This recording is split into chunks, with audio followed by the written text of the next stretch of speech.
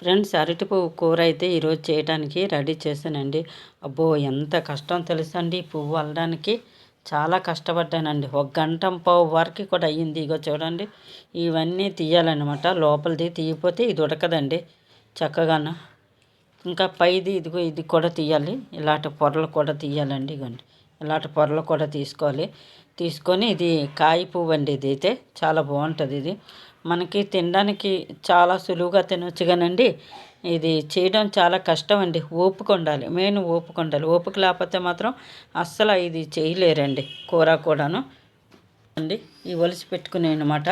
ఇవి దంచుకోవాలండి. దంచుకొని కస తీయాల. కస తీసి పిండి ఇలాగ పిండి ముద్దను మాత్రం పప్పులో వేయాలండి. ఇవైతే మా పెద్ద పాప కోసం బజ్జీ వేయాలనుకుంటున్నానండి. చాలా బాగుంటుందండి బజ్జీ.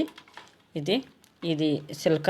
మనం శుభ్రంగా దీన్ని ఏడ్ చేయాలంటే ఇక్కడికి కట్ చేసుకొని తినాలనుకుంటే తింటే బాగుంటుందండి.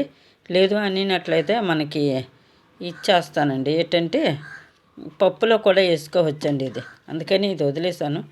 ఇదైతే కాయదండి. బాయ్ ఫ్రెండ్స్, లైక్ చేయండి, సపోర్ట్ చేయండి ఫ్రెండ్స్.